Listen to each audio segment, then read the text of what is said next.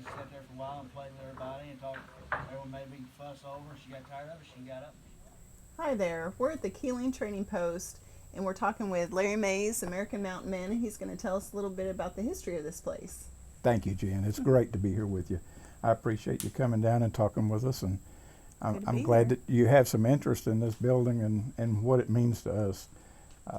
This trading post has a tremendous amount of history. It started off as a cabin for a family, Mr. H.W. Keeling, that was a Revolutionary War soldier. And after the war, he was given a land grant in western Kentucky, and this cabin was a cabin that he built there to raise his family. The lintel stone in the cabin itself was carved. He was a stonemason, and he carved the lintel stone, and it's dated April of 1787. So That's that's awesome. just right after. This is a cabin that we found. It was close to my farm, and after a tornado that had come through back in 2012, Yeah. actually it was the first part of 2013, but probably 3 months, 4 months after the tornado had come through, I was driving by and saw where the roof was off, and there were a couple of boards on weatherboarding that they had covered this over with, had been blown away, and I thought, that looks like a log sticking out of Oh, there. wow. And I That's knew awesome. the people that owned the property and stopped and talked to them, and I said, what are you going to do with that old building over there, that old house? They said, well, we're getting ready to tear it down. And a bulldozer was actually sitting there, and I didn't think anything about that they were going to use the bulldozer to push it down. But they said because of the storm damage, the roof was gone, and it just wasn't worth them saving.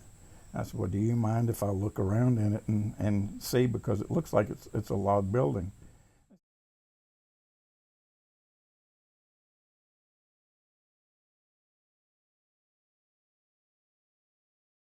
Able to work on it.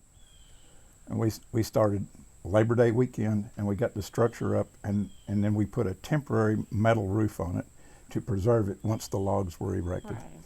So we put the temporary roof on, and then from then we worked 4 more years, a little at a time, as we could as volunteers, spending time, because nobody had less than a couple hours drive to get here. And we came up and we've worked on this structure, and we've tried our best to build it as historically correct, to put it back the way it should have been when it was originally built in 1787. We did add a back room on it as an additional add-on that would have been probably in the early 1800s.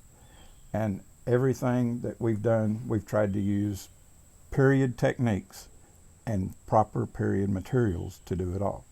So everything that's been sawed, all the lumber we had cut ourselves.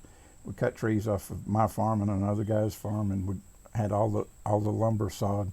We did that with a bandsaw so that it looked as much like sash sawn lumber as possible, and not circular sawed. Right. We use cut nails. All of the construction has been mortise and tenon and put together with wooden pegs. So we tried to do the whole thing the proper way.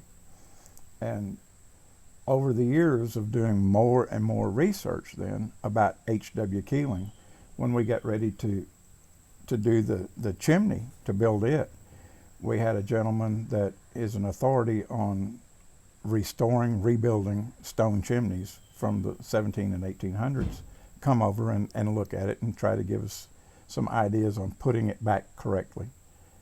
And when he saw that lintel stone, he said, I have to sit down for a moment. And I said, what's wrong? And he said, I just have to sit down.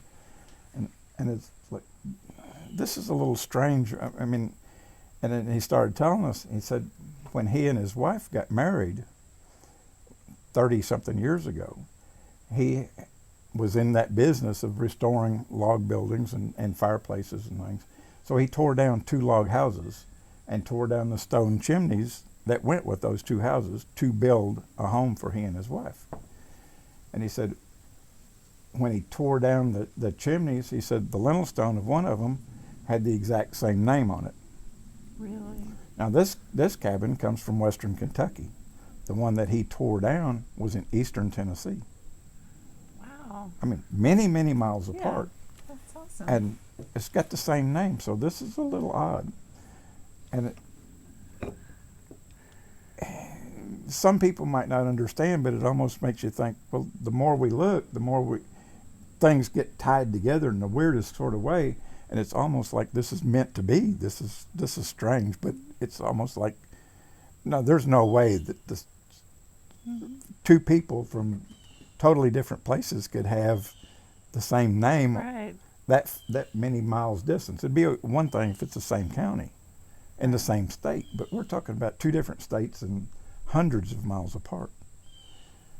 Well, what we found out had happened was after H.W. Keeling had settled here and raised his family, he got correspondence from his brother in eastern Tennessee that his home had burned down and he needed to build a new one, and he needed his brother to come help and to help put up the logs and to help with building the fireplace, since he was a stonemason.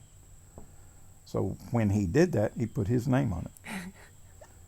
And from what we understand, Mr. Keeling never came back to middle western Kentucky, that he died over there. Now, we don't know how, we don't know any of the circumstances around that, but we just felt that with everything the way that it was like it was meant to be, and we had no choice but to try to preserve what he had taken the time to build. And when we had the opportunity to do that, we wanted to salvage it, preserve it, and build it back the best way that we could, the way it would have been built at that time. So that's the story behind what we've got. That is an awesome story. In this place, you feel like you're stepping back in time. It has a whole different feel from modern architecture and even, newer cabins that try to look old. I mean, this is very authentic and it just gives you a good vibe. It will be good to have the